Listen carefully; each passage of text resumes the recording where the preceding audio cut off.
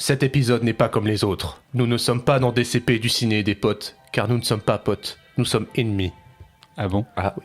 Face à moi, Julien, Fred, Jérémy pour un débat pour la gloire de James Cameron, pour la gloire d'Avatar de feu et de cendre. Pour la gloire, on verra ça. Oh, j'ai jamais vu une intro aussi rentrer dans l'arc En comme fait, ça. il se protège dès le début. Il est là en mode non, je me protège. J'ai ma On carapace. n'a même pas dit bonjour, tu vois. Enfin, bonjour à tous quand même. Salut. Et des potes. Et pote.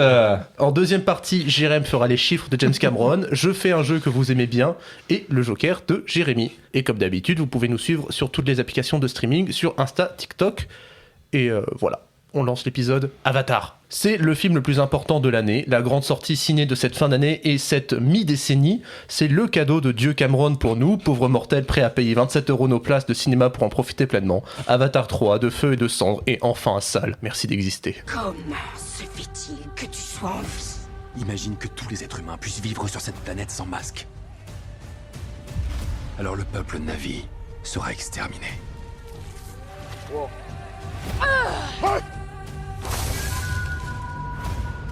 Si tu veux propager ton feu à travers le monde, t'as besoin de moi. Franchement, ça aurait pas dû être Ron qui aurait dû présenter cette Ouais, de émission. ouf. Enfin, c'est un peu. Je trouve ça très partisan comme présentation. Ouais. Non, moi j'ai trouvé ça pleinement objectif. Je trouve que je manque pas de nuances dans mon discours. C'est Alors, incroyable. Alors, je pense que là, t'as beaucoup de minutes pour nuancer tes propos là après. Hein. Oui, non, mais je vais vous laisser défoncer le film comme vous voulez, les gars. Et puis Mais qui te dit qu'on va défoncer le film? Bah écoute, avant d'enregistrer, j'ai Fred qui m'a serré très fortement l'épaule en me disant ça va bien se passer, t'inquiète. Non, mais c'est juste, j'étais content de te voir. C'est de l'affection de serrer l'épaule de quelqu'un, c'est pas. Ouais. Alors c'est marrant, Jérémy avait fait une réflexion hier, c'est que on l'a tous vu dans des conditions très différentes. Ah, cool. Jérémy, tu as vu Avatar de feu et de cendre. En 3D normal. Julien, tu l'as vu. En 2D. Fred, tu l'as vu. En 4DX 4DX 3D ou 4DX 3D? 4DX 3D. Et ouais. Et moi, je l'ai vu en IMAX 3D. Ah, pas mal. Ouais, c'est le premier film que je vois en IMAX. L'autre, c'était une retransmission du concert de Pink Floyd. Ah, je pensais que t'étais quelqu'un adepte de l'IMAX. Non, justement, je découvrais vraiment l'IMAX comme devait ça. être incroyable en IMAX. Je te dis ça demain parce que j'y retourne moi, pour le voir demain. En IMAX, ok. 3D, ouais. Bah, c'est incroyable. Ok, voilà. T'as pas présenté le film? Tu veux que je donne le synopsis quand même? Bah oui. Tu sais, tout le monde va pas voir Avatar 3. Hein. Bon, la famille de Jake Sully et Neytiri est encore aux prises avec le chagrin. C'est alors qu'ils rencontrent une nouvelle tribu Na'vi agressive, le peuple des cendres, menée par la fougueuse Varang, tandis que le conflit sur Pandora s'intensifie. Et en même temps, bah, c'est... Comment dire? Vu que le 2 et 3 ont été écrits et tournés en même temps, ça fait vraiment genre Avatar 2, partie 1, partie 2. C'est ça que j'ai retrouvé dans le 3 et c'est ça qui m'a un peu fait chier. Parce que du coup, c'est un film de 6 heures. Et quand je vois Avatar 3, je m'attends à un truc qui soit un peu plus nouveau, en fait, qui soit pas comme le 2. Et du coup, bah, c'est le 2. C'est une suite, putain. Non, mais c'est le... J'ai l'impression de revoir le même film, en fait. Je trouve qu'il n'y a pas ce nouveau souffle. C'est pas un troisième opus pour moi. Bah parce que tous les enjeux scénaristiques mis dans le 2, les antagonismes, les personnages, tout ce qui fait la narration et la construction du film, bah, s'étale justement sur ces deux opus. Du coup, bah, ça se renouvelle pas. Et ce serait pas forcément dérangeant si les films duraient pas 3 heures chacun. C'est ça. Mais attends, tu dis ça alors que le 2, c'est littéralement un remake du 1, sauf qu'on a mis la flotte à la place de la jungle. Je suis pas d'accord. Moi, je trouve Ah, que si, le 2 moi, est je hyper trouve que- différent. Moi, je trouve que le 2 ressemble moins au 1 que le 3 ressemble au 2. Parce que certes, le 3, c'est ça qui est très dommage, il apporte plein de nouvelles choses, Oui. il apporte de très belles séquences de la nouveauté, mais il est trop dans l'inscription du 2, dans ses enjeux, là où le 1, là où le 2, où la voix de l'eau, bah, même si ça suivait une trame très proche du 1, bah, il y avait quand même des nouveaux personnages qui étaient mis, des nouveaux environnements, donc tu avais quand même cette sensation de nouveauté. Là où je trouve que le 3, bah, c'est vraiment cool pendant 1 heure, parce que le début du film ose quelque chose de différent, c'est-à-dire qu'on n'est pas dans de la présentation de Pandora, mais dans la psyché des personnages, notamment avec la question du deuil, et parce qu'il apporte des choses assez nouvelles, cette fameuse tribu du vent, ces marchands, dont on n'en saura pas plus, Oui, c'est vrai. avec une scène d'action vraiment à la Mad Max, pour le coup, et qui est vraiment cool. C'est celle qui m'a le plus marqué. Oui, et ce qui bizarrement. me fait dire que je pense que Avatar pourrait être une super saga si Cameron était juste à la production et qu'il a arrêté de réaliser et d'écrire les films. Honnêtement, il serait à la production, il pourrait chapeauter le projet de loin, notamment sur la question des effets spéciaux et même sur le lore et l'univers, mais qui laisse la réal et le scénario à d'autres cinéastes. Honnêtement, on pourrait avoir un univers super cool. Non, je suis désolé, il y a aucun mec qui pourrait faire du grand spectacle comme lui sait le faire, je suis désolé. Jamais de la vie. Totalement. Non, jamais de la vie, Cameron, il laisse son bébé. Je veux dire, Bah oui, mais c'est- c'est ça le problème. C'est dommage du coup parce que t'as l'impression de voir toujours un peu la même chose avec lui et c'est vrai que refiler le travail à d'autres réalisateurs, ce serait hyper intéressant. Oui, alors, ce serait intéressant parce que là, pour le coup, le 1, 2, 3, ils sont vraiment dans la même unité, on pourrait dire. Ouais. Mais là, avec le 4, 5, qui me semble, n'ont pas tourné, doivent avoir quand même une partie de scénario écrit. une partie tournée. Oui, Ok. une partie Parce tournée. qu'il y aurait vraiment moyen de relancer la machine pour le 4 et le 5, parce que je suis désolé. Parce que je sais ce que tu diras, Owen, sur la beauté, sur le grand spectacle, etc. Qui n'est pas faux, hein, pour le coup. Hein, je le contredis pas, mais au bout d'un moment, quand tu fais le même film avec le même scénario en boucle et que ça fait quand même 9 heures qu'on est sur Pandora et que l'histoire tourne sur les mêmes tropes, sur les mêmes enjeux, je me répète, comme le film, mais au bout d'un moment, bah, tu peux pas faire ça sur un 4e et 5e volume. J'ai du mal à voir qu'est-ce qui peut se passer après. Parce que qu'est-ce qu'il y a encore à dire ? Bah, pas grand-chose, puisque Cameron ne veut jamais développer plus. C'est-à-dire qu'à chaque fois qu'il se passe quelque chose dans Avatar 3, les personnages reviennent toujours au point de départ. T'as toujours un statu quo. C'est-à-dire que je prends l'exemple là concret dans Avatar 3, Jake Sully se fait enlever. Ah, je spoil, hein.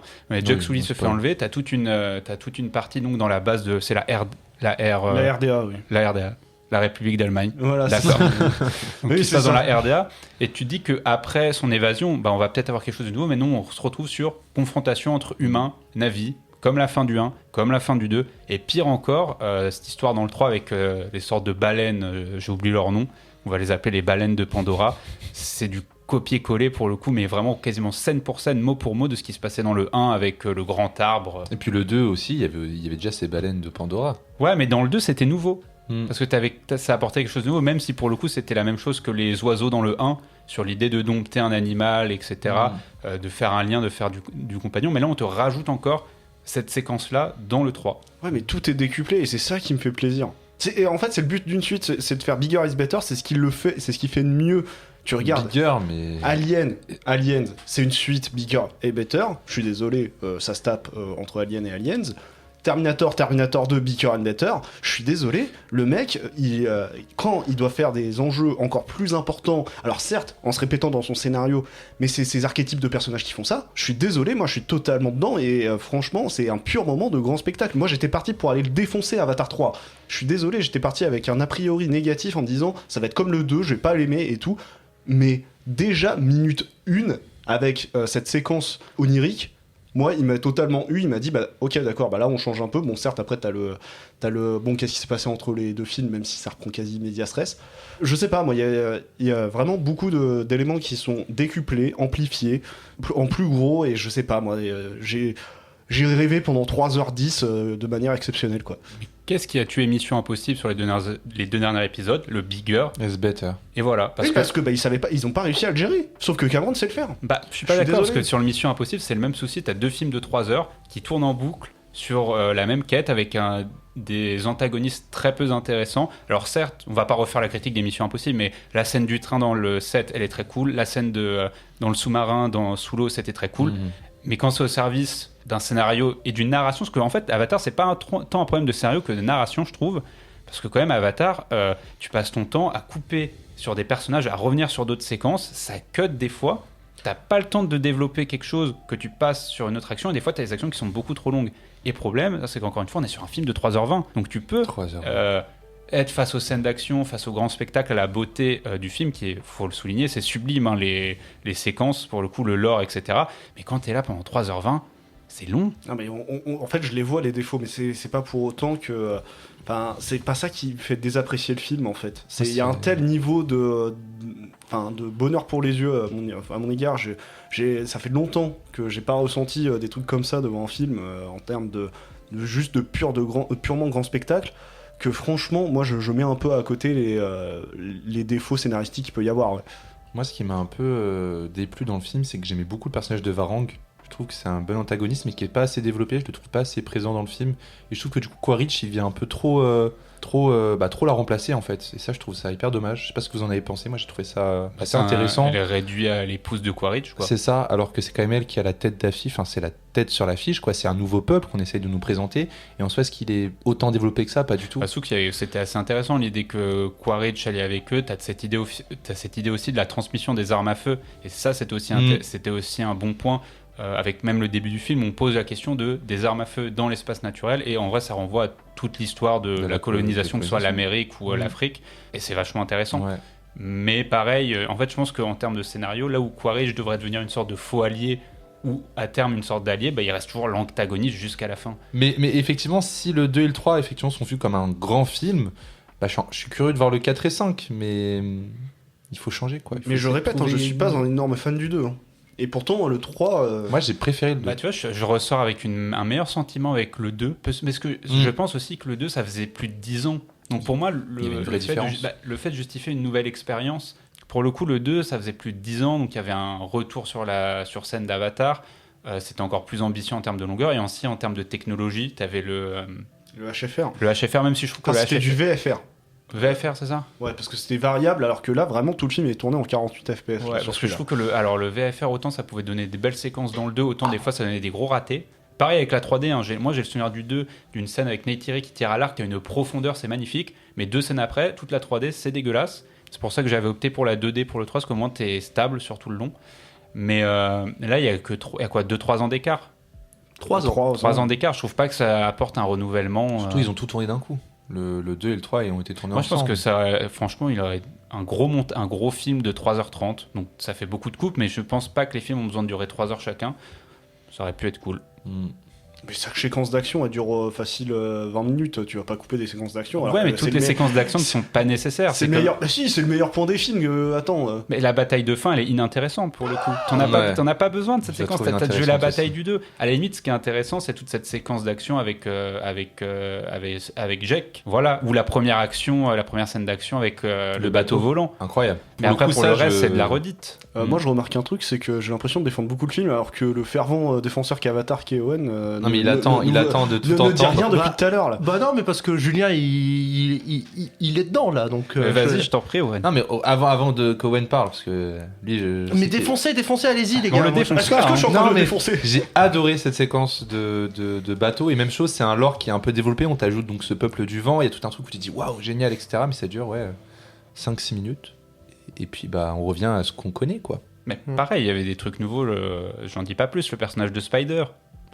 Moi, pour les le coup, mutations du personnage de Spider sont super intéressantes. Ça, j'aime beaucoup le fait qu'ils aient rajouté ça, et ça m'intrigue pour la suite. Ça, effectivement, c'est hyper cool. C'est la meilleure chose du film, Spider. Par contre, j'y viens. Alors, j'aime bien ce côté-là, mais je déteste le personnage de Spider. Je trouve ce personnage, il joue mal, inintéressant. Je comprends pas les gens qui ont une haine sur Spider en mode. Mais parce il sert à rien. Non, moi je sais, c'est une jalousie parce que lui au moins c'est un humain qui vit dans Pandora et vous êtes tous jaloux en fait. Non, mais en fait là on lui met un truc intéressant, du coup on lui plante un truc qui est primordial pour la suite de la saga, mais dans le 2, regardez vraiment Spider, il est là. Il y a des choses qui sont amenées dans le 2 qui mènent qui trouvent leur écho dans le 3, et là c'est le cas de Spider en fait. Genre tout le fait que Spider dans le 2 est littéralement isolé de la troupe de Jake Sully, c'est parce qu'il doit créer sa relation avec Quaritch pour que derrière ce troisième film soit centré sur les degrés de paternalité qu'il peut avoir, et tout le film porte sur ça, genre sur le degré de paternalité que Spider peut avoir avec le souvenir de son père qui n'est pas son père biologique, Jake Sully qui l'a éduqué mais il n'y a pas de lien de sang, pareil Jake Sully avec Kiri, genre il y a énormément de questions juste éducation et de rapport à l'enfant que tu as éduqué ou non, et ton degré de rapprochement que tu peux avoir.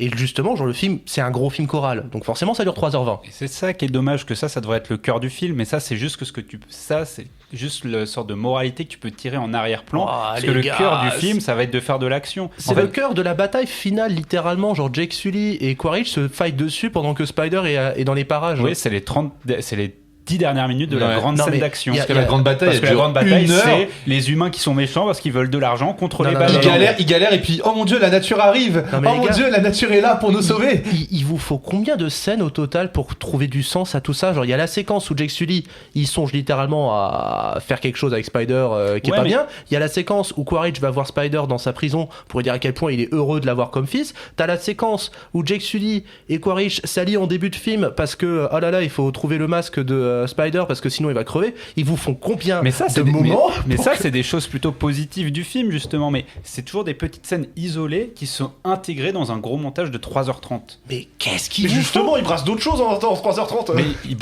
les autres, le reste qui est brassé, c'est de la redite de ce qui a C'est déjà été ça. fait. un film choral. Il y a 1000 trucs qui se passent dans le film. Il y a tout le truc avec Kiri, il y a toute la rédemption de Loak qui se dit qu'il a tué son frangin. T'as toute sa relation aussi avec Jake Sully parce que Jake est littéralement en train de se Et dire là, tu es la raison pour laquelle mon et là, fils aîné est mort. Et là, je reviens au problème, c'est pas tant des problèmes de scénario que de narration pour moi. Parce que le scénario est pas mauvais en tant que tel, mais la manière dont il s'articule ne fonctionne pas. Ce film a une toile d'écriture de personnages, genre l'arbre d'écriture et de relation entre les personnages, c'est un truc de malade mental ce qui se passe dans ce film. Tu trouves? Mais je trouve de dingue. T'as vu d'autres D'ailleurs, récits Genre chorales, quand arriver même. à un film, arriver à la séquence où Jake Sully prend à part Spider pour ce qui se passe, moi je trouve que ce genre d'intensité là, de mise en place de relations de personnages pour arriver à ce type de moment là, je trouve qu'il faut le faire quand même. Il arrive un peu sur un cheveu sur. Enfin, il le prépare un peu grâce à. Ils le préparent, mais ils en parlent 3 Légèrement. scènes précédemment. Oui. D'ailleurs, j'arrive on pas. remarquera qu'il y a une évolution. Neytiri, elle a arrêté d'être une sale raciste qui. Bah voilà. Voilà, aussi. Hein. Genre les personnages ont des dilemmes moraux qui sont quand même assez ouf dans le film. Et moi j'aime bien aussi le fait que Quaritch ait un profond second degré par rapport à tout ça. Et que des fois, on dirait presque James Cameron qui parle quand il prend un peu de recul et qui dit « Oh, alors quelle situation on est, bordel !» Je trouve que genre au-delà de juste, il y a des scènes d'action de fou furieux, il y a une toile d'écriture entre les personnages qui est ultra élaborée. Intéressant. Qui est brinque-ballante à certains instants parce qu'évidemment ça dure 3h20 et que le rythme entre des scènes de dialogue très profondes et des scènes d'action très intenses, il le gère pas tout le temps. Ouais, mais moi je trouve que c'est ça qui le noie. Parce que du coup, quand on revient sur la durée, mais t'as 3h20 et t'as ça, ces séquences-là qui sont morcelées, bah, ça a du mal à faire du lien. En fait, à vous entendre, le seul problème du film c'est qu'il dure 3h20. Mais Ouais, c'est un non, gros mais en fait, problème, pour moi, oui. c'est un vrai problème parce que vu qu'on a Avatar 2 et Avatar 3 où t'as presque 6 heures de montage, bah, il y a une question de rythme. Ah, dis-toi que de base, Avatar 3, il a fait son premier montage, ça a duré 9h. Mais c'est un problème. Ah oui, C'est comme quand un t'as gros Scorsese problème. qui fait New York et qui livre 5 heures de montage. Non, Mais tu en livres fait- pas 5 heures de montage et c'est pas étonnant que le film il soit pas bon. En C'est fait, trop long. Il y a un truc qui se voit, enfin moi ça m'a beaucoup fait rappeler ça m'a fait penser à toutes les BD de SF que tu pouvais retrouver des années 60 aux années 80. Un peu façon Torgal. Ah oui, t'as 10 milliards d'épisodes. Exactement. Et en fait, j'ai vraiment eu l'impression de voir des séquences de différents épisodes d'une série de BD qui se faisait en 46 pages à l'époque, où voilà, t'as l'épisode où t'as Jake qu'il faut aller récupérer en ville. Je le résume très mal. la séquence où Jake est prisonnier, la séquence avec les bateaux volants, la séquence de la bataille finale. Genre, c'est littéralement comme si tu regardais 4 ou 5 tomes d'affilée d'une grande saga de SF. Mais moi, Et c'est l'influence principale du film, en ouais, fait. mais moi j'ai plus l'impression de voir une série mise au cinéma parfois. Et ça, c'est pas la même sensation. Un peu comme quand t'as une série qui fait des épisodes très très longs. Non, pas. Attends, jamais une série n'aura une importance, une grandeur dans la mise en scène à ce point. Ah oui, Enfin, pour, et pour sera- la mise j'en en sais, scène, le je parle plus scénario. de la scène de la narration. de la narration. Et puis, on va pas se mentir, les gars. Enfin, moi, je trouve que c'est du pinaillage quand il y a un spectacle sensoriel qui est à ce point poussé. Les poils pendant une bonne partie du film. Hein, Moi, je vous dis, genre, l'IMAX 3D. Ah, peut-être que c'est parce Peut-être que en t'as IMAX, ah oui, parce que t'as l'IMAX 3D, là, etc. Mais est-ce que après là, ça lance le débat de est-ce que le film, comment doit être consommé le film? Mais on n'en parlera pas plus. Ok, ça, c'est pour plus tard. Mais moi, je trouve juste que. En fait, ça redéfinit même une telle expérience visuelle, sensorielle, et je l'ai dit sur ma critique Letterboxd, ça redéfinit même l'événement de voir un film. Parce que tu vois, quand on aura fini de tourner DCP, on va aller se mater Paranormal Activity 2, on va se mater un petit film, ça va nous faire marrer, et voilà. Non, là, on va voir Avatar. On va voir un événement esthétique et sensoriel, genre qui a été ultra élaboré. C'est comme aller voir un concert pour moi, en fait. C'est comme aller... Je me dis pas... Genre, je me mate un petit Avatar. C'est genre là, ce film-là, je l'ai attendu pendant des mois et je me disais, dans 6 mois, je vais aller voir Avatar.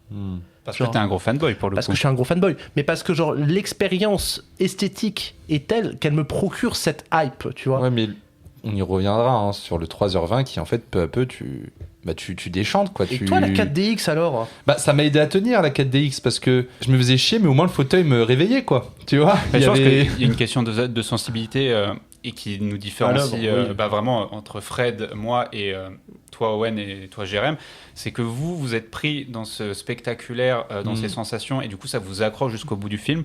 Mais Fred et moi justement, on attend autre chose, on attend plus des choses dans le scénario, dans la construction, qui fait que nous, même malgré le spectacle, en fait on décroche. Et moi c'est pour ça que je dis que honnêtement j'ai passé la première heure jusqu'à ce que Quaritch s'en aille et que t'aies les enfants et tout qui soient sauvés là. Donc cette partie-là, franchement, qui doit être globalement la grosse première heure, j'ai passé vraiment un bon moment, j'appréciais parce que le film est allé me surprendre sur certains endroits, mais après les 2 autres heures, je suis toujours dans la même boucle, donc je décroche et après pour moi c'est trop long. Après, tu vois, tu dis c'est pas ce que je cherche dans un film, mais genre ça dépend de genre qu'est-ce que tu cherches dans les films, tu vois. Par exemple, quand je vais voir La Palme d'Or, Un simple accident, genre je vais pas chercher la même chose, le même plaisir cinématographique, de la même manière que genre quand tu vas mater, je sais pas, Paranormal Activity, genre les dispositifs sont différents, et quand je vais voir Avatar, genre je me dis bien que le scénario sera pas le plus élaboré, le plus poussé, que ça sera pas forcément... Alors c'est un film d'auteur, Avatar, ça reste une vision très personnelle de James Cameron, et c'est pour ça que ça sera jamais réalisé par quelqu'un d'autre que James Cameron, parce que c'est littéralement les dessins de James Cameron mis en visu.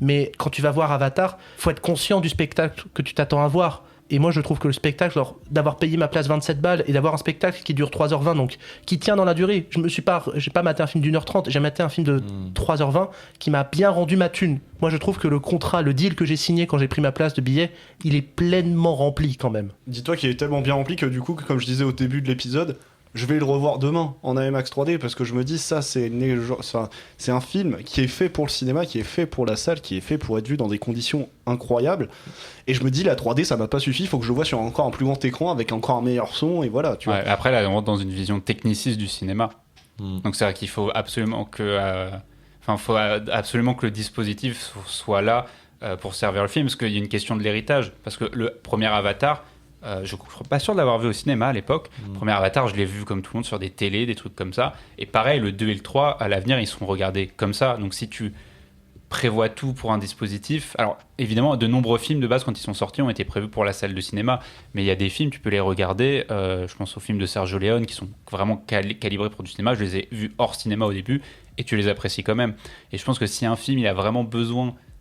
d'être vu dans ces conditions-là, tu te poses la question de qu'est-ce qu'il laissera ensuite. Mais si le grandiose est bien fait, enfin il fonctionne sur, alors peut-être pas sur n'importe quel écran, je vais dire, mais j'ai découvert, bon bien sûr, des grands classiques des années genre Ben-Hur. Quand j'ai découvert Ben-Hur, c'était sur la télé chez mes parents.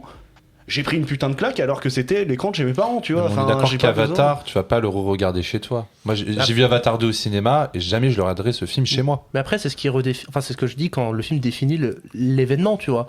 Quand je vais voir un concert, le concert, il aura plus lieu après. Alors après, oui, c'est sur la question de la durée d'un film, mais après, les films de James Cameron, ils sont régulièrement reprojetés, hein. C'est ça, il fait une ressortie non, mais tous du les coup, 5 ce que ans disait Julien, c'est que est-ce qu'on pourrait pas aussi juger un film par le fait qu'il puisse être adapté au cinéma, mais aussi visible chez soi et tout d'autant agréable. Typiquement, moi, La La Land, j'ai pas envie de le mater chez moi, tu vois. La La Land, quand j'ai l'occasion, je passe le voir au ciné, mais oui, parce que tu l'associes vraiment plus à un musical, quoi, un truc à voir. Ouais, mais il y a des films qui trouvent leur vrai sens au cinéma, et genre s'ils sont rediffusés de temps à autre, voilà. Et bizarrement, du coup, le premier Avatar, moi je l'ai pas découvert au cinéma, je l'ai découvert chez moi sur la télé. Est-ce que ça m'a empêché là, le d'apprécier 1, moi film je trouve que Avatar 1 marchait très bien. Voilà. Du coup, moi, ça me fait beaucoup réévaluer le premier Avatar, parce qu'on parle toujours de... Parce qu'on aime bien embêter Owen sur le scénario d'Avatar. Mais moi j'aime beaucoup le premier. Faut être honnête, en fait, on peut critiquer le premier scénario d'Avatar, mais c'est juste un scénario classique d'un blockbuster de l'époque. C'est simple, mais c'est efficace dans son utilisation. Et même de tous les blockbusters, oui, même maintenant. C'est-à-dire que si on tapait sur le scénario d'Avatar juste pour taper dessus, parce que c'est facile, mais il faudrait taper sur tous les blockbusters. Oui, et c'est simple, mais ça marche très bien. Là, le problème, c'est qu'il l'étire, en fait. Il étire ça sur un 2, un 3 qui sont interminables en durée. Et ça qui nous... J'ai 2 trucs à rajouter. Sur ce que tu dis par rapport à Avatar, oui, on se moquait bien du scénario.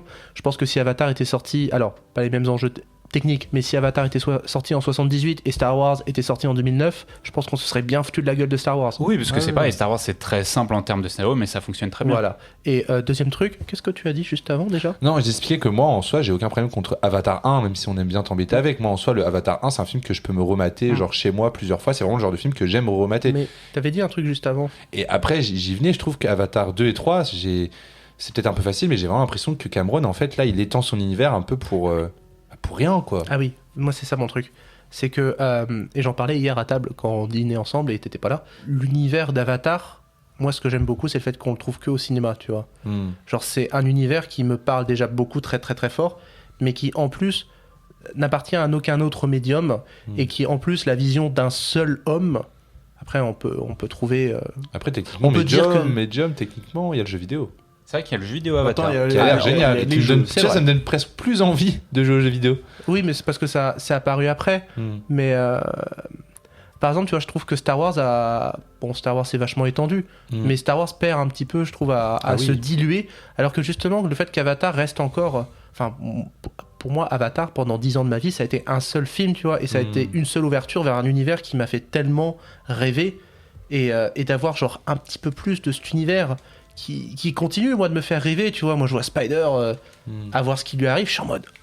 Est-ce que du coup, à travers ce personnage de Spider, tu te projettes pas aussi Est-ce que c'est pas ça le but du personnage Bon, de se sans doute, projeter en tant qu'être humain dedans, tu vois Bah, sans doute, je pense que le parcours de Spider doit faire écho à celui de Jake Sully dans le premier, parce que Jake Sully te sert à t'introduire à l'univers d'Avatar, et voilà, le parcours de Spider, il doit permettre aux nouveaux spectateurs qui découvrent la saga, aux gens un peu plus jeunes, de se dire oh là là, trop bien, moi aussi j'aimerais être à sa place, quoi. Parce que moi, quand je regarde Jake Sully, j'ai envie d'être à sa place. Je sais pas trop, quand même. Bon. Ouais, il a perdu son fils, Je il fais- est en deuil, il galère. Alors il oui, est mais pourchassé. à la fin du Dans le 1, premier, il a envie d'être Jake Sully dans le premier. enfin voilà, moi, Un truc aussi, j'ai eu l'impression pendant ma séance, pendant Avatar 3, c'est que j'ai l'impression qu'à chaque fois, ça avance comme ça. C'est quelqu'un est capturé, on le retrouve, on revient, en fait, quelqu'un d'autre se fait recapturer, on va le chercher, on le revient. Et c'est constamment des va-et-vient C'est qui, moi, au bout d'un beaucoup. moment, m'ont un peu épuisé aussi. C'est beaucoup d'allers-retours et beaucoup de retours au statu quo. C'est-à-dire C'est que ça, c'est ce comme que je tu disais, à disais. chaque fois qu'on pense pouvoir avancer dans quelque chose, ben on revient au statut d'avant pour préparer une confrontation finale. Et- Mais malgré tout, il y a quand même t'as quand même des bonnes choses qui restent. Je pense que la séquence, justement, avec l'emprisonnement de Sully, t'as cette idée aussi de la transmission purement visuelle, le fait de filmer.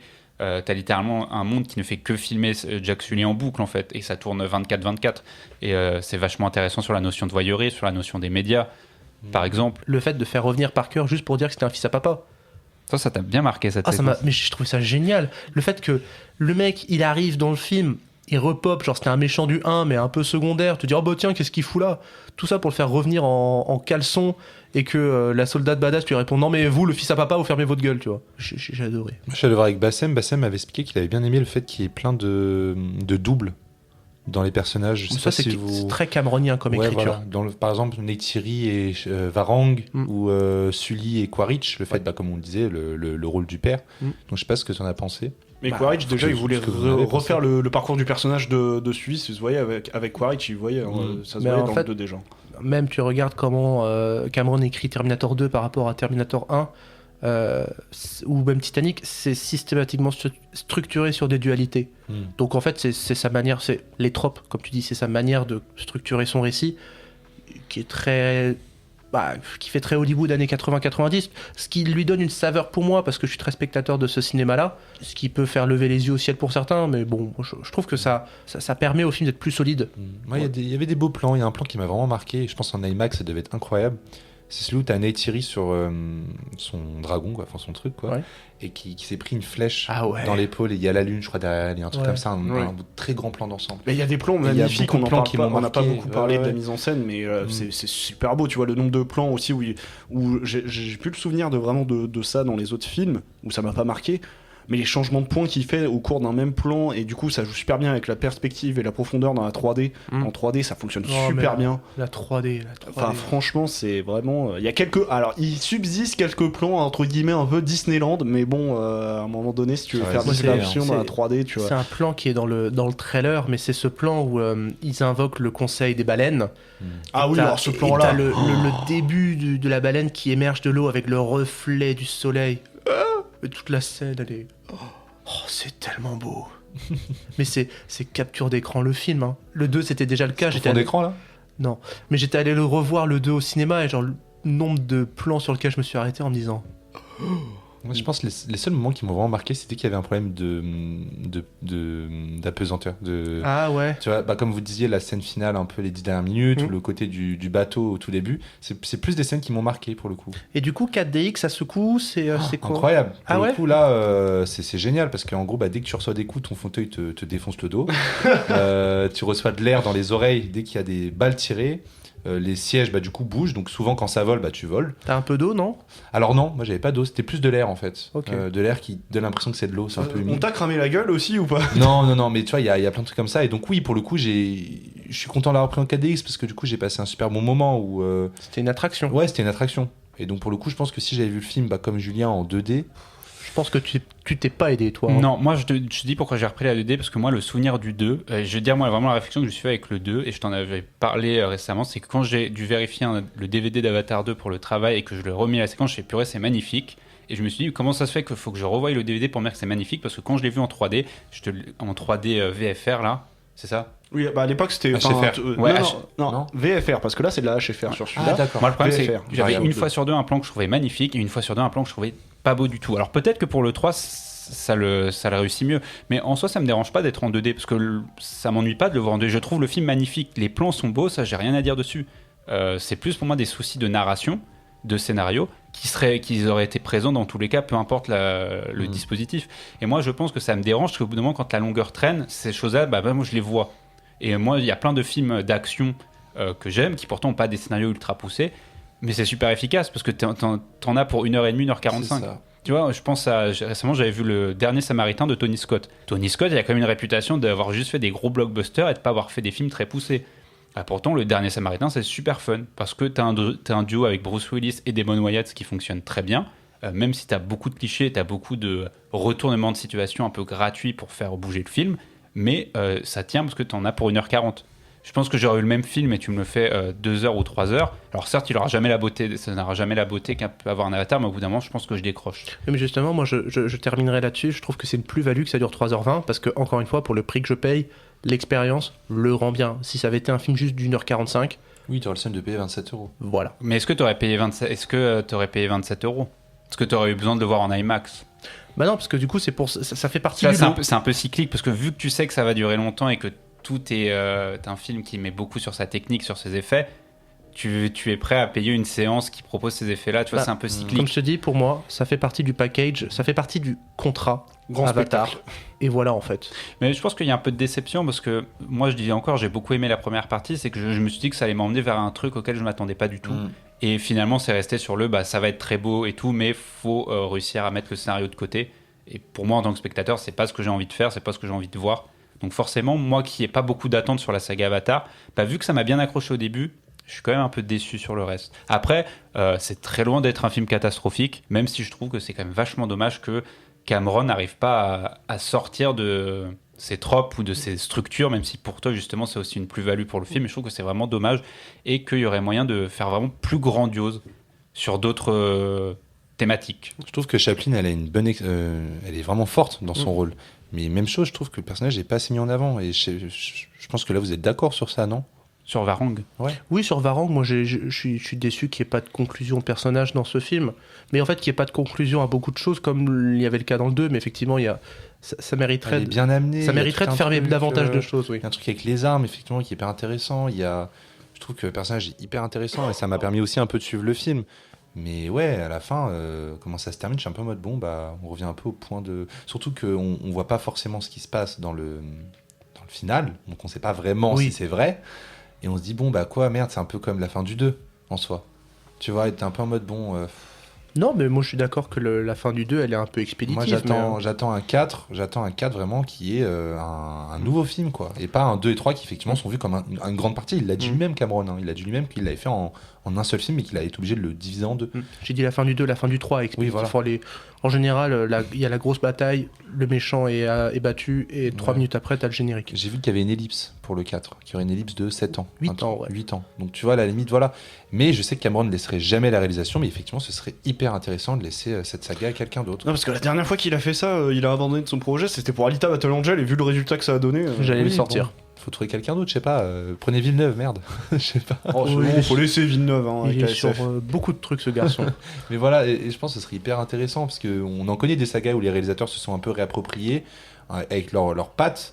Et ça serait un petit renouveau pour Avatar et ce serait génial. En tout cas, moi, je suis heureux que ce film soit là. Je suis heureux que ce film fasse des entrées et que, même si les gens aiment bien taper dessus et sur la saga de manière générale, ça fait beaucoup parler sur les réseaux, sur partout, quoi. Ah oui, C'est un film qui est c'est un vecteur. événement, oui. C'est un film qui est vecteur d'émotions et qui ramène les regards vers le cinéma dans une année que je trouve qui manquait de très grands films, non, mais De grosses sorties. ouais, de gros événements, tu vois. Donc je suis content que le film soit là et j'irai le revoir. Voilà. Tous les jours à 27 €. Non, Non, ouais. j'irai passer dans un UGC ou un MK2 en 3D, tu vois. L'IMAX, ça m'a coûté un peu cher quand même. 400 millions de budget pour ce film, donc c'est un des films les plus chers de cette année, vous pourrez vous en douter. Pour un box-office US actuellement, au moment où on enregistre, à 89,1 millions et 347 millions dans le monde. Alors, faut pas dire que c'est un flop, parce que c'est loin d'être le cas.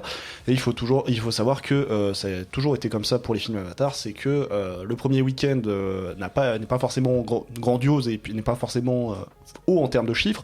Mais le film fonctionne très bien sur la durée à chaque fois. Le film fonctionne très bien jusqu'au mois de janvier, voire février, voire même début mars parfois même. Donc voilà, il a largement le temps de faire beaucoup de chiffres.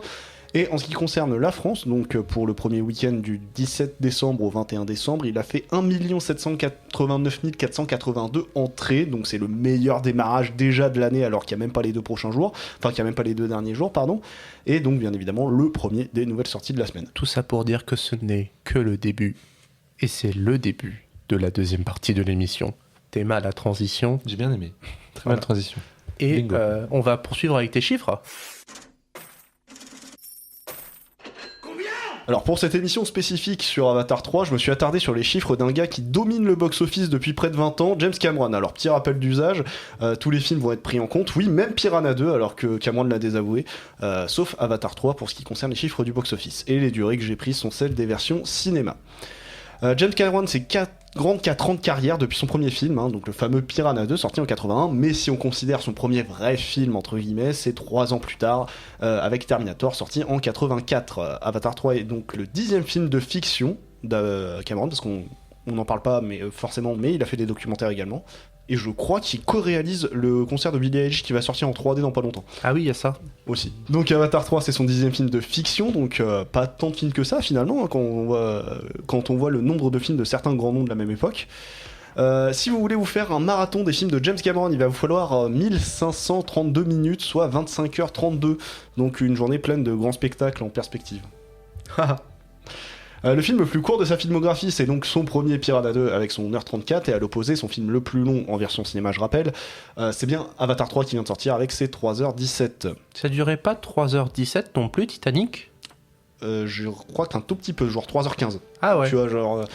Et en moyenne, un film de James Cameron, c'est quand même 2h33, donc faut dire qu'il est coutumier du fait d'avoir des films assez longs. Pas Et trop en en même temps, quand tu fais des grands films, grands spectacles comme ça, Je pense qu'il doit avoir un des plus gros ratios, lui. Parce que déjà qu'il fait pas beaucoup de films, en plus quand ils sont très longs, genre il doit avoir 4 ou 5 films de 3 heures à son actif, à part Peter Jackson en face, je vois pas d'autres réalisateurs qui ont autant de films longs. ouais, je pense une moyenne à 2h33, même déjà une moyenne à plus de 2h. Il y a peut-être Ridley Scott qui a ça, mais Sergio Leone. peut-être. Ah oui, Sergio Leone, ouais, c'est vrai, peut-être.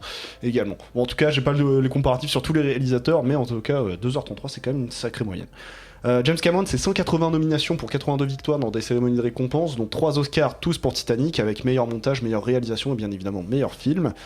Ensuite, si l'on prend les notes IMDb, son film le mieux noté, c'est... Terminator 2. Titanic. Ouais, bien évidemment Terminator 2 avec 8,6 sur 10, et son film le moins bien noté, c'est une évidence, Piranha 2. Piranha 2. Piranha 2 avec 3,8 sur 10. C'est lequel après Piranha 2, tu l'as noté? C'est Terminator premier du nom, je crois. Non. Il me semble. Je l'ai pas noté, Oh. mais il me semble que c'est ça. Je peux vérifier très vite fait, ça prendra 2 secondes. Non, je dis totalement des bêtises. Alors, donc c'est à savoir que donc du coup c'est True Lies. Ah ouais. Voilà. Avec quand même 7,3, pardon. Ça va, c'est pas trop mauvais. Voilà. Donc, en moyenne, un film de James Cameron, c'est noté 7,45 sur 10. Mais si on retire du coup la pire note de Piranha 2, ça fait quand même une moyenne ahurissante de quasiment 7,9 sur 10. Beau pour gosse. chaque film Continuons avec les budgets, vous allez voir que c'est aussi impressionnant que ces chiffres au box-office. C'est une évidence que Piranha 2, avec son aspect de série B et son budget le moins important, avec moins de 150 000 $ de budget, et ça a bien changé puisque tout au long de sa carrière, il a réalisé par 3 fois le film le plus cher de l'histoire du cinéma au moment de sa sortie, pour Terminator 2, puis pour True Lies et enfin pour Titanic. Mais pour l'instant, il ne récupère pas ce titre malgré du coup les 400 millions de budget pour Avatar 3. Donc en moyenne, un film de James Cameron, c'est 150 millions de budget avec un coût total estimé à 1,5 milliard de $. C'est marrant parce que True Lies, genre c'est pas un film qui est resté dans la postérité. Pourtant, quand tu dis quand c'est sorti, c'était le film le plus cher de l'histoire C'est du bien. cinéma au moment de sa sortie. Voilà. Et Il me ça, semble que c'est le... Si je veux pas dire de bêtises, c'était peut-être Terminator 2, mais ou alors c'était True Lies qui était le premier film à taper les 100 millions de dollars de Et ça- budget. ça T2, se je crois ressent. que c'était le cas. Ouais, Ça donc se ça ressent doit à être- l'écran parce que moi c'est vrai que True Lies, moi vous me dites True Lies, je pense juste à la scène de striptease de Jamie Lee Curtis. Oui, bah non, il y a plus que ça quand même. dans Moi le film. j'avais souvenir que dans les films les plus chers, t'avais le Guerre épais qui avait été réalisé. Ah oui, à l'époque, mais au moment de sa sortie, tu vois, après on compte pas les inflations. En fait, Ah c'est oui, ça le ok. truc. On compte pas l'inflation dans D'accord, c'est pour les ça. statistiques comme ça. C'est pour ça. Mais pour de sacrés résultats, du coup, hein, car c'est le moment de parler box-office maintenant. Owen va être content. James Cameron a toujours atteint depuis Terminator 2 les 100 millions de $ de recettes aux USA, avec pour plus gros succès Avatar premier du nom avec plus de 760 millions. Niveau mondial, c'est également Avatar qui a fait le plus de recettes de sa carrière, mais également tout bonnement du cinéma, avec pas loin de 3 milliards de recettes accumulées au fil de ressorties. Là, il en est vraiment pas loin des 3 milliards, si jamais il refait une sortie de l'étape. Ce réalisateur a engrangé au total près de 8,5 milliards de recettes mondiales, avec je pense la moyenne la plus haute d'un réalisateur à plus de 1 milliard par film. Mais quel beau gosse. Quel boss, mais vraiment, juste à un moment donné. En France, et comme c'est souvent le cas quand je fais les chiffres, c'est pas le film qui a le mieux fonctionné au niveau mondial qui fonctionne le mieux en France, car Titanic domine le box-office français depuis plus de 25 ans avec ses 20 634 793 entrées et même près de 22,3 millions avec les ressorties. Il y a que les Bienvenus chez les Ch'tis qu'il a battu, non? Non, il l'a même pas battu sur sa sortie de base, et en plus, si tu comptes les ressorties, 22,3 millions, il est largement au-dessus. A contrario, son film ayant fait le moins d'entrées en France, c'est Aliens, car Piranha 2, j'ai pas trouvé de chiffre cohérent, donc j'ai pas compté, mais c'est Aliens sinon. Mais malgré ça, il est quand même à plus de 1,7 million d'entrées. Ah oui. Donc ce qui C'est veut dire... vraiment, excuse-moi, c'est un peu vraiment la phrase du petit intello qui est en mode oh, non mais c'est pas non plus énorme, tu vois, alors qu'il a une putain de bonne note, tu vois. J'ai l'impression que James Cameron c'est un peu ça, c'est qu'il va faire un film, voilà, et puis en fait ça va quand même être bien, ça va quand même marcher quoi. J'ai un peu la haine contre ce mec, il est Ah. trop chaud. T'es jaloux? Ah, je suis jaloux. Ce qui veut dire que tous les films de Cameron ont dépassé le million d'entrées en France. Voilà, tout, juste Putain. ça. Et 3 d'entre eux, excusez du peu, hein, ont fait les plus de 10 millions d'entrées en France, donc, et d'affilée. Voilà. Belle performance. En même Titanic. temps, Performance. Il va peut-être faire 4, hein. Il va peut-être faire 4 d'affilée à plus de 10 millions. quand ton premier film officiel c'est Terminator premier du nom, Ça envoie. Oui. Et donc le cumul de ces entrées françaises s'élève donc à plus de 64,5 millions d'entrées, soit pas loin du chiffre de la population française actuelle. Voilà, tout bonnement. On va passer sur nos chiffres sur la filmographie de James Cameron, et vous allez voir, ça va être assez rapide, car donc au nombre de films vus, Owen et moi sommes en tête avec 9 films vus sur 10, bien évidemment que nous n'avons pas vu Piranha 2. Bah, si t'es un vrai fan, il faut regarder Piranha 2. non, j'y songe. Donc voilà, autrement on a vu tous ces films, tandis que Fred est juste derrière à 7, et Julien est à moins de la moitié de la filmographie de Cameron, car il n'en a vu que 4. Putain. Ouais. Titanic et Avatar 1, 2, 3. Non, les Avatars et le premier Terminator. Voilà, donc 4 films ont été vus par nous tous, du coup, Terminator et les 3 volets d'Avatar. Mais à contrario, un seul film n'a été vu par personne autour de la table, sans déconner, c'est Piranha 2. Hein, faut qu'on ait le Faut s'y mettre. Faut full Cameron. Personne n'est le seul à avoir vu un film que les autres n'auraient pas vu, parce que bien évidemment on a vu tous ces films quasiment. Mais à l'inverse, et ça c'est scandaleux, Julien est le seul d'entre nous à ne pas avoir vu Aliens, Terminator 2 et Titanic. Oh, tu sais. Explication, monsieur Fourni. Faut juste que je finisse de rattraper les sagas. Oh, tu sais, c'est pas une grande perte. Hein. Pardon Pardon. Non, mais Titanic, on en avait déjà parlé, que j'avais pas vu, et Terminator 2 et Alien, c'est juste que ça fait partie des sagas où j'ai vu le premier, comme Matrix, j'ai vu le premier, j'ai jamais vu les suites. Il te reste beaucoup de bonheur à acquérir. Terminator. Terminator Ouais. 1, j'ai bien aimé. Apparemment, tout le monde me dit, et toi compris, que le 2 est meilleur que le 1, donc je Ah n'en oui. doute pas. Bah, le 2, c'est dans mon top 3 de mes films préférés, donc bon. Et bon, Aliens, j'aime bien le premier de Ridley Scott, mais je sais que le Cameron est plus tourné totalement action. différent, ouais, voilà. Ouais, c'est- très ça a tourné rien action, à mais voir. il n'y a pas de raison que je n'aime pas. Donc, Non. Moi, je peux me la péter et vous dire que j'ai vu Terminator 2 3D. Ah. Est-ce Ah oui, que quand vous il était savez ressorti, c'est Non. Non. Vous savez pas ce que c'est Terminator 2 3D? C'est un court-métrage que James Cameron avait réalisé avec Edward Furlong, Schwarzenegger et Robert Patrick dans les années fin 90. Et en fait, c'était un film prévu en 3D à l'époque, mais pour parcs d'attractions, je crois, c'était pour Disney ou pour un parc d'attractions Universal. Et c'est vraiment, genre, c'est un court-métrage de 10 minutes où en gros, t'as Schwarzy avec Edouard Furlong derrière sa bécane, donc plutôt fin d'adolescence, et ils se font pourchasser par Robert Patrick et tout dans le futur apocalyptique et tout. Genre, le truc, il est. Pour l'époque, c'est toujours aussi impressionnant, Tu l'as quoi. vu comment? Sur YouTube. Ah, ok. Il est sur YouTube. Je pensais que t'allais dire un truc, genre j'étais aux États-Unis, j'ai vu ça. Une projection privée avec James Voilà. Cameron. Ouais, James Cameron, c'est Ah, bon, j'aimerais tellement. Mais voilà, ce truc-là, en plus, il est facile à trouver, il est très cool. Ok. Voilà. Du coup, Cameron, dans ton top 3 des cinéastes, en fait. Je pense que c'est mon cinéaste préféré, en fait. Ça fait très nul, hein, mais... Ah, il faut l'assumer. je veux dire, je le connais par cœur. En fait, t'as des arguments pour le défendre. Voilà, c'est ce qui me parle le plus en soi. Hein, genre. Est-ce que t'as des bons bouquins à conseiller? T'as des trucs que t'as lu sur lui Il a déjà écrit sa biographie, ce mec, non, le même melon pas, qu'il a. tu vois. Ok. Même pas. Mais après, j'ai plus ce truc là, enfin, à part avec Cameron et fut un temps avec Nolan, mais c'est même plus le cas, j'ai plus trop ce truc d'idolâtrer des réalisateurs, tu vois. Ouais. Tu Genre, kiffes leur ouais. film et puis voilà. Voilà. J'ai pas le même ressenti, par exemple, avec un réalisateur que je peux avoir avec une rockstar. Merci pour tes chiffres, mon ami. Rien. C'est bien. On va s'éloigner un petit peu de Cameron, mais bon, je pense qu'on va y revenir avec ton Joker. Pour se faire un petit jeu. Oui. Petit jeu que vous connaissez bien. Oui, c'est quoi? C'est les meilleures critiques de Letterboxd. Ah, tu l'as pas gardé pour l'épisode de fin d'année, tiens. Non, parce que j'ai pas mal de jeux qui vont arriver dans l'épisode de fin d'année aussi, donc je me dis, on peut se faire plaisir. Ça peut nous laisser respirer. Donc, les meilleures critiques Letterboxd, je vous lis 2 à 3 critiques. Et il faut deviner le film. Parmi les critiques, il y en a une de Bassem. Attends, est-ce que c'est que des films qu'on a vus ou pas? Oui, en théorie, je crois. On a parlé de tous ces films, à l'exception d'un seul. Ok. Mais vous Donc c'est trouverez... récent. Vous trouverez... Ah bah oui, c'est 6 derniers mois. Ok. C'est un peu comme le monde de Nemo, mais le papa est alcoolique, woke et fume des joints. Une bataille Une après bataille l'autre. entre l'autre et l'autre. Oui, une bataille après l'autre. C'est pas mal. L'autre critique, elle est drôle. Je crois que c'est celle de Bassem. Le boug qui a dit que Sean Penn ressemble à Didier Deschamps a tellement raison. Allez, deuxième film. Elles sont hilarantes, les Totally Spies. Arco? Oh oui Ah. Oh, pas mal. Les deux autres critiques, c'est Force à Clifford, il restera dans la friend zone toute sa vie. Ah ouais. Le pot. J'en connais qui vont péter des câbles s'ils voient des hommes en arc-en-ciel tomber du ciel. Je vois déjà ces news dire qu'il pleut des LGBT. Allez, troisième film. Donc là, une bataille après l'autre, vous l'aviez tous en même temps. Oui. Quoique toi, tu l'as eu un peu avant. Non, Jérém. on l'a eu tous en même temps. Fred, ton esprit de compétition Allez. te rattrape. Troisième film. Non. C'est ce qui arrive quand on laisse des hommes faire des podcasts. Je l'ai déjà vu en plus cette. C'est nous. C'est une critique de DCP, C'est putain la le vache. DCP, putain merde. Deuxième critique. Ouais. Le gars qui joue le flic est plutôt sexy. Weapons? Non. Non. Ouais, non. Un flic sexy. Répète la première. C'est ce qui arrive quand on laisse des hommes faire des podcasts. C'est pas Eddington? Non. Non. Sinon, j'ai la dernière, mais là, vous allez la voir un peu plus vite. Attends, laisse-nous réfléchir Attends, un ouais, petit laisse-moi peu. réfléchir. Le truc, c'est C'est qui arrive que... quand des hommes font des podcasts. Voilà. Et le truc, c'est que le flic est pas du tout sexy.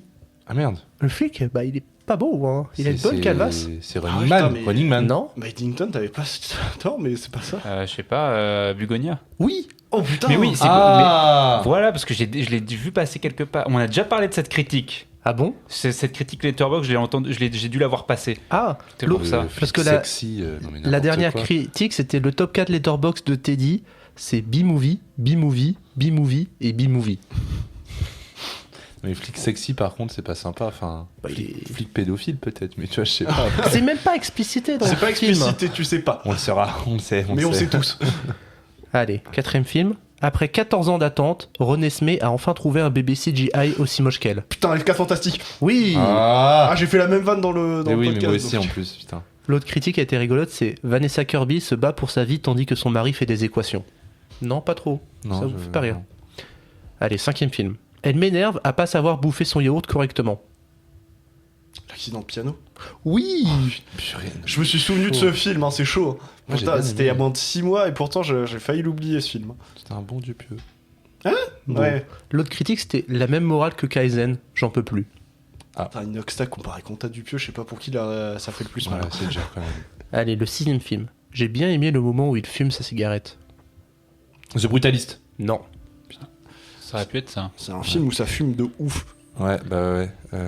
Hop, bah non. C'était cette année. Non, c'était il y a 2 ans. Oppenheimer. Oppenheimer. Non, c'était il y a 2 ans. Ah, c'était à 2 ans, Oppenheimer. On n'avait même pas commencé à faire des CP. Oui, c'est vrai. Superman. Non. Avengers Endgame pour les gens inscrits à Mubi.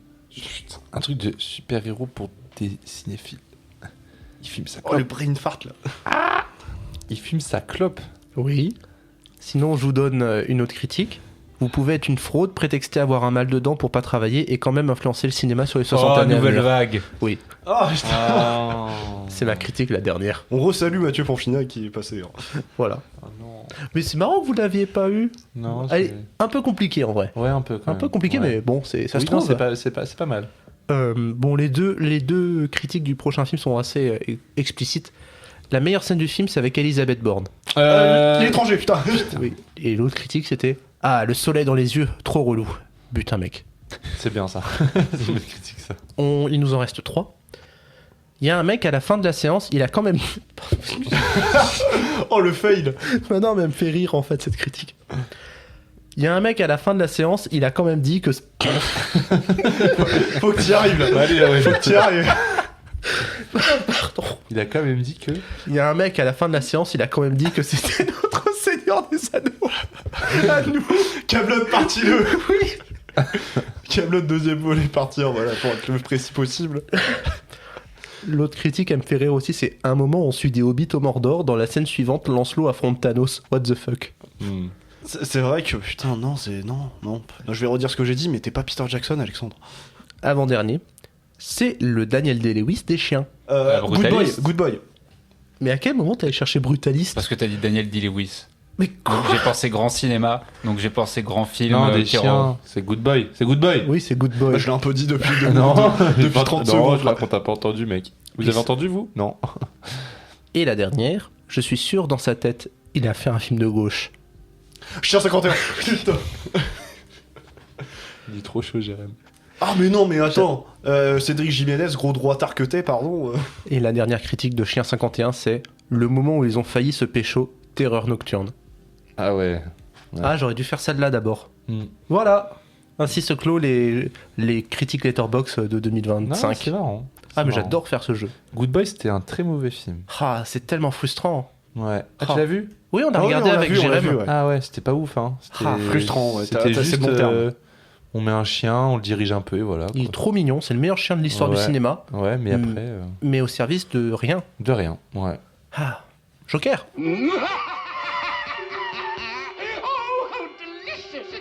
Non, bah en fait, on avait commencé un tout petit peu le débat pendant la critique d'Avatar 3, c'est en ce qui concerne l'expérience de visionnage.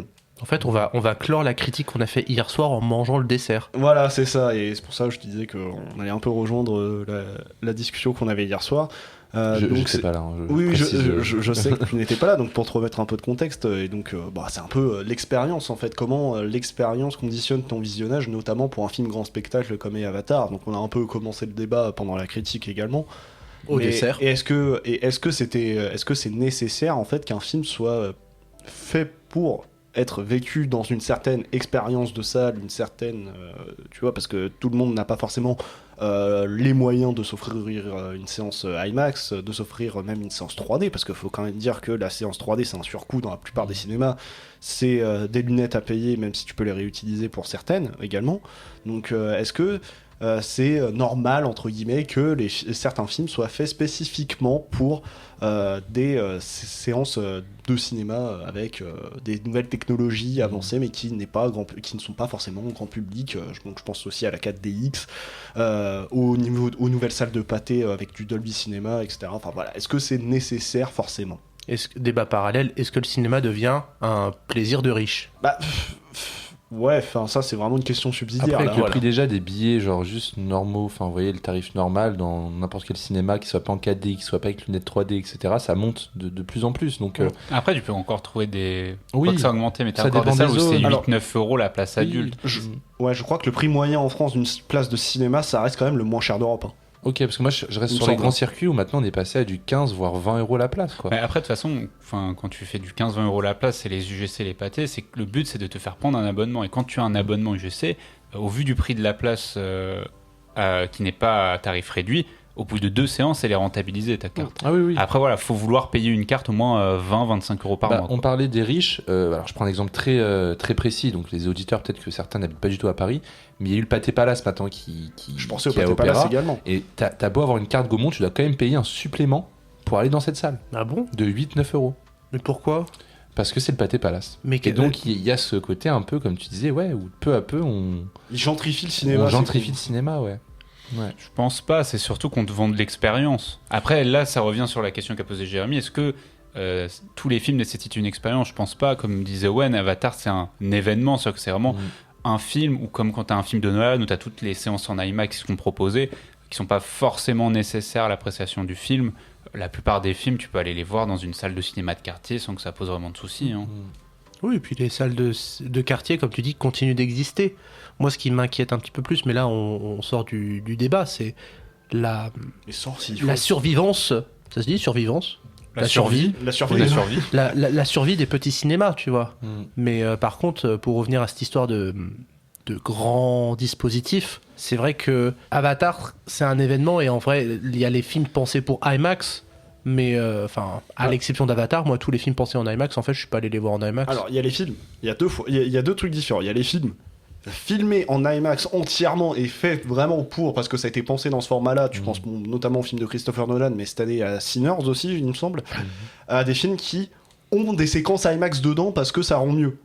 Genre Mission Impossible. Voilà. Ce genre Mission Impossible, ça n'a pas été pensé pour de l'IMAX, les premiers, les deux derniers là. Donc il y a juste des séquences en IMAX. Comme tu m'as dit quand tu m'as dit Chien 51 en IMAX, je fais Ouais. pardon. Oh là là. Bah, c'est vrai que, je reviens encore sur Avatar, mais Avatar, ça se fait de mettre les potards le plus au max, quoi. Genre, c'est la définition même de l'ampli à 11, au niveau de toutes les questions techniques. Et c'est pour ça que là, je suis prêt à aller dépenser 27 euros. Mais typiquement, Chien 51, ouais... Moi, je pensais plus pour l'année prochaine, vu qu'il y a beaucoup de blockbusters qui vont sortir. Est-ce qu'il y a des films qui vous intéresseraient en IMAX? Bon, l'Odyssée... À part l'Odyssée, ouais. Ouais, tu vois. Bah, à part l'Odyssée, ouais. L'Odyssée, Parce que ouais. je sais que c'est pensé pour, mais. Mais je pourrais en faire abstraction aussi, tu vois. C'est comme Dune, vous l'avez Ah vu oui, en Dune, vous c'est l'avez la vu en IMAX? Non, Moi, j'ai Dune, jamais non. vu aucun film en IMAX, donc je suis assez curieux. Mais en fait, moi, c'est davantage le son qui me reste. Parce que l'écran de Pathé Ivry, il est ok, mais je crois que par rapport à l'écran que tu peux avoir à Londres, par exemple, Oui. il est petit. Et par contre, le son, et on était allé voir Pink Floyd live à Pompéi là-bas, le son, mec. Qualité, inégalable, je pense. Ah ouais, L'année non, mais... prochaine, Odyssey, il faut aller le voir dans un cinéma à Londres en IMAX. Non, on dit pas ça non plus, mais c'est juste que, en plus, Owen, comme le dit très bien Owen, je pourrais très clairement faire abstraction de l'IMAX pour l'Odyssée en vrai. Mais en fait, moi j'aime bien en fait juste cette idée de faire en sorte que le cinéma, c'est plus que d'aller voir un simple film, c'est d'aller voir un spectacle technique, mais ça doit pas s'accorder à tous les films. Ah bah oui, oui. C'est-à-dire que je parlais tout à l'heure d'un simple accident. Un simple accident dans le MK2 que je suis allé voir, ça va très bien. Et ça n'en fait pas un moins bon film ou un film moins intéressant à aller voir.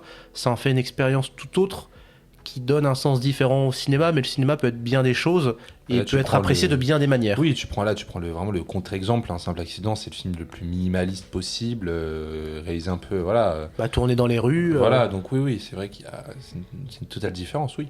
Oui. Moi, je suis juste content que tout existe. Et après, effectivement, il y a un cinéma qui fait venir plus de monde qu'un autre. Le but de tout le monde, c'est de promouvoir tous les cinémas. Mais je suis juste content que tout ça existe. Parce qu'il faut le rappeler, les gens vont se plaindre que Avatar, ça prend la place de petits films si jamais il y en a qui pensent comme ça. Les Non, entrées d'Avatar, C'est ce qui finance le voilà, cinéma et c'est les ce que autres j'allais petits dire. films. C'est ce que j'allais dire. Exactement, tu as compris ma pensée. Dans tous les cas, c'est bien qu'il y ait des gens qui aillent au cinéma. Moi, je me souviens par exemple, quand Avengers Endgame s'était sorti, le même jour que Ne coupez pas, que Julien et moi avions vu en avant-première en ciné-expérience. Ouais, Qui plus est. après, pour le coup, ne coupez pas. Je pense que même s'il y avait peu Avengers qui étaient sortis, Ah c'est oui, pas un c'est film qui avait une sûr. grosse distribution. Hein. Mais je m'étais beaucoup amusé à vraiment promouvoir Ne coupez pas et faire en sorte que allez le voir et tout, genre comme Play aussi quand c'était sorti en début d'année. Enfin, moi Enfin, on est vraiment pas dans le sujet que t'as lancé de base. Ouais, pas grave, pas grave. Mais moi, ce que je veux faire valoir, c'est que Avatar, c'est incroyable et allez voir Avatar parce que c'est trop bien et ça va faire venir des gens qui ne vont pas habituellement au cinéma. L'étape suivante, c'est juste aller voir des films de manière générale, quoi. Non, mais surtout Avatar, oui, permettez-vous peut-être de le voir dans une condition qui puisse être optimale, quoi. Parce que le film le rend bien. Parce que peut-être, imagine, alors je sais pas, je vais dire un prénom petit. Imagine, il y a le petit Titouan de 8 ans là qui va voir Avatar 3 au cinéma, c'est un des premiers films qu'il voit de sa vie au cinéma. Il se mange une claque dans la gueule comme ça, je pense qu'ils peuvent s'y intéresser, tu vois. Et là, ça peut amener, tu vois. Peut-être qu'il s'endormira. Oui, bon, après. Oui, bah écoute, vois, la c'est- claque, c'est pas le film qui va lui donner, c'est moi. Tu vois, c'est pas. Tu vois, c'est comme toi, quand, je suppose que t'as eu un film déclic. Et pour certains, ça se trouve, ça sera Avatar 3, ce film déclic, grâce à l'expérience en salle qu'ils ont eu. Tout comme le déclic peut se passer chez toi sur ton petit écran de PC en général. Voilà, c'est ça, hein. non, mais Après, généralement. tu vois, je suis dans cette position un peu entre deux. Ce que je disais tout à l'heure, faut pas non plus qu'un film soit trop dans sa technique et n'ait pas d'autres héritages dans son. Enfin, comment je pourrais dire ça? C'est un peu ce que je disais tout à l'heure. C'est-à-dire que si un film mise tout sur sa technique et qu'après derrière il y a rien d'autre, bah, une fois que tu le revois chez toi, bah, il t'en reste pas grand-chose. Et en même temps, tu as aussi des films, je pense à 2001, l'Odyssée de l'espace, ne pas le voir dans un cinéma, bah, tu vas forcément passer à côté. Mais en même temps, à l'époque, tu ne pouvais le voir qu'au cinéma. Mais après, faudrait pas tomber dans un écart qui serait de faire des films que trop techniques. Et du coup, bah, quand tu te les retrouves chez toi, bah, y a plus de substance. Moi, en fait, en exemple que j'avais, ça n'a rien à voir avec le cinéma, mais c'était avec le jeu vidéo. Quand il y a Battlefront qui était sorti en 2016, le remake, ça avait fait beaucoup de bruit parce que le jeu était vraiment beau pour l'époque, c'était vraiment sublime, sauf que le jeu ne proposait aucun solo, c'est-à-dire que tu avais que du multijoueur. Et du coup, qu'est-ce qui te reste si tu ressors le jeu 10 ans après? Bah rien, puisqu'il n'y a plus personne sur ces serveurs-là. Donc il te reste le fait que le jeu est beau et encore la partie technique qui était mise en avant, tu peux même pas la retrouver puisqu'il n'y a plus de multi. Il faudrait pas arriver dans une sorte de dérive qui serait pareille dans le cinéma, de faire des films qui seraient que techniques et après bah, il n'y a plus d'héritage. C'est-à-dire qu'une fois que tu les retrouves sur ta télé ou ton écran, bah, il n'y a rien. En fait, faut se dire que faut que le film soit bon et qu'en plus, si tu peux aller le voir au cinéma, bah, c'est bien. Par exemple, je prends l'exemple le plus récent, c'est j'étais allé voir Il était une fois dans l'Ouest au cinéma.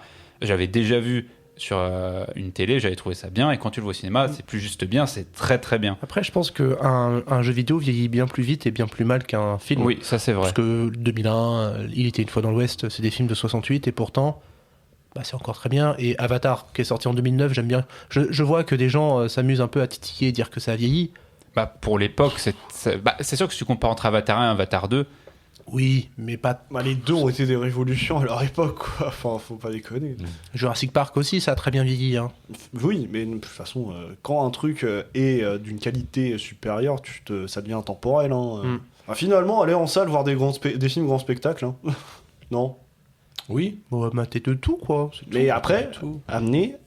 faut que ça amène à voir de tout. Voilà. L'année prochaine, Mais il y a quand même pas mal de trucs. à le voir pire en serait salle. plutôt le fait de. Ça se fait de plus en plus, les gens qui regardent les films en x2, en x1,5. Oh là Ouais. là, ça c'est horrible. Ouais. hein. Ça- Ça sert à quoi? Impossible de faire ça. C'est triste. Après Avatar 3, franchement, un petit 1,1, 1,1. 1,2 peut-être. Non, mais après, de toute Bah, façon, c'est. Alors je dis ça alors que je suis le premier à mater des vidéos YouTube en x2 Ça, s'il faut. Ça, c'est ce que TF1 fait d'ailleurs. Oui. Pour Ils sont les obligés films, parce que le 1x1 il est quasiment imperceptible et, Ouais, et ça va beaucoup et, plus ça- et vite. du coup ça permet de gagner quelques minutes C'est dingue. d'antenne. Ok. Bah, parce qu'après, même en termes de consommation, là, on parlait maison, cinéma, mais en fait, il y en a qui consomment, je pense plus surtout aux séries, mais qui consomment directement sur le téléphone. Hein. Oh le nombre de personnes que Ouais, mais après, tu vois, si tu vas voir une série, t'as peut-être pas les mêmes. Tu Mêmes cherches peut-être pas à attentes. avoir les mêmes choses que dans un film. Genre, C'est- tu vois, je prends en série How I Met, je pourrais le voir sur le téléphone, ça me poserait pas de soucis. Ouais, c'est vrai. Et parce que l'importance, et je pense pour la Elle plupart des réside plus dans sitcoms, le son quoi. bah, c'est ça, mais ça réside surtout dans les personnages, les actions. Donc en fait, que ce soit sur une télé, un cinéma. C'est vrai que je me souviens avoir regardé un épisode de The Office sur mon tapis de course quand du temps où j'allais à la salle. Ça pose pas vraiment de soucis. Et depuis, j'ai pris 20 kilos. Et, Mais non, t'es très bien. mais oui, je sais bien. Quel orgueil. Non, j'ai pris du billet. Tout ça pour dire, bah. Allez au cinéma juste, voilà. Ouais, et puis quand un film est techniquement un événement. En termes de gros blockbusters, bon, on en parle depuis longtemps, mais 2026, ça va être une bonne année. Donc, Oui, c'est Bah, ça, il y a du oui, très lourd c'est qui arrive en l'occasion d'aller 2026 là. Moi, tu vois, Beaucoup je me de choses. souviens de 2019, j'étais un peu triste parce que je voyais vraiment que des blockbusters. Je me dis, bon, j'ai l'impression qu'il y a que ça. 2026, ça a l'air d'avoir un petit peu ce goût-là, tu vois, d'avoir une surabondance de productions Disney. Oui, en même temps, il y a d'autres. Il y a d'autres trucs qui ont l'air oui, de- oui. ouais. Il y a le film de Jarmouche, il y a. Je sais pas si vous avez Il y a des Iñárritu, exemples. il y a le Spielberg. Il y a le Bon, c'est un Qui sont des blockbuster. gros films, mais qui vont Voilà, être. il y a le film de. Il y a le Narnia de Greta Gerwig. il y a- Ça va pas être sur Netflix, ça? Ah merde, bon. Mais c'est bien d'avoir des films événements de toute façon. Il faut Oui. aussi des gros films, des films plus. Tu vois qu'il y avait un peu abandonné Marvel, en fait, je reste encore un peu curieux, tu vois. T'auras l'Odyssée, t'auras le Spider-Man et t'auras Doom's Dune. Parce que Avengers Doomsday et Dune 3, ils sortent pour l'instant, ils sont toujours Doomsday et prévus. Dune 3, donc voilà. tu vois, il- Ça va s'appeler comme ça Je sais Doom pas, Dune. je sais pas, j'ai inventé ça comme ça. connaissant Hollywood, ils vont retarder le déposer, truc. le nom est déposé si Non, jamais non, c'est non, ça. j'aime mieux. Le Doomsday. Le Doomsday, bah voilà. Ouais, c'est mieux ça. les Avengers Tuesday. Doomsday. Ouais. Ok.